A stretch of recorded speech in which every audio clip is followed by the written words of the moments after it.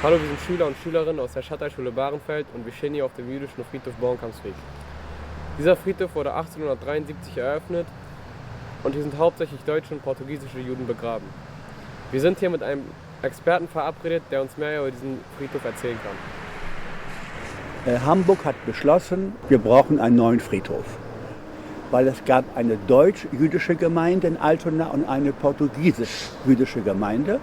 Und die haben dann praktisch bis 1942 dieses Gelände hier als ihren Friedhof benutzt, mit der Maßgabe, dass hier nur bestattet werden dürfen die Juden aus Altona. Es war ja eine selbstständige Stadt, hatte mit Hamburg eigentlich nichts zu tun. Ja, dieser Friedhof ist einer von 11 existierenden historischen jüdischen Friedhöfen in heutigen Hamburg. Wenn man sich hier umsieht, sieht man stehende und liegende Steine. Was hat das zu bedeuten? Die Steine der deutschen Juden stehen.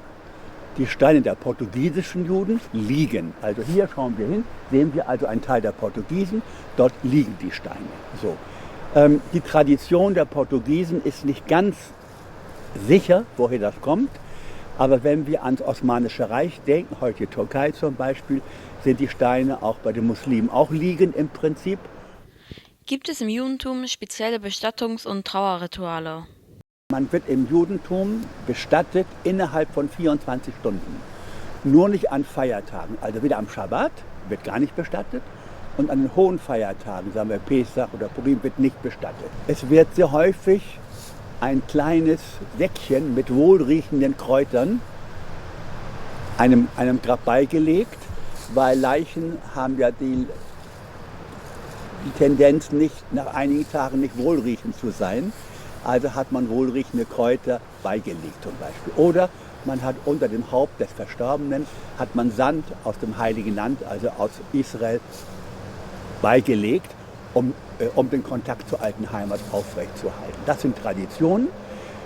Dann werden gewisse Gebete gesprochen, meistens aus den Psalmen. Das ist aber nicht besonders aufregend eigentlich. Insgesamt gehört aber zur Trauerzeit gehören 30 Tage. Und die ersten 7 Tage der Trauerzeit, also nach dem Todesfall, ja, 7 Tage, bleiben die Angehörigen zu Hause und werden besucht von ihren Freunden, von ihren Verwandten. Und man nennt das Shiva-Sitzen, Shiva hebräisch für 7. Und 7 Tage lang wird also getrauert. Das heißt, eher ist es eine Art Hilfe für die Angehörigen, dass sie nicht allein sind und bei ihrer Trauer nicht allein sind. Auffallend sind die unterschiedlichen Größen der Grabsteine. Was hat es damit auf sich? Ist der Stein groß und mächtig und schön, dann gehört der Stein einem Mann natürlich, das versteht jeder. Ne? So. Und die Frau kriegt einen kleinen Stein. Wenn der Stein ganz, ganz, ganz klein ist, ist es ein Kinderstein. Dann werden wir feststellen, dass ein Friedhof natürlich geordnet ist. Also was wir hier sehen, sieht das sehr ordentlich aus. Ja? Und diese Ordnung ist ein bisschen strukturiert.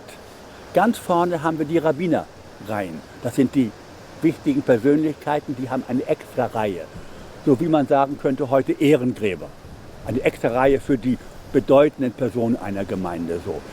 Dann gibt es auch Reihen für Witwen, Reihen für Unverheiratete und so weiter. Und an der Mauer vielleicht von Selbstmördern und was weiß ich und so. Also ein Friedhof ist auch strukturiert, was man natürlich gar nicht sehen kann, wenn man durchgeht.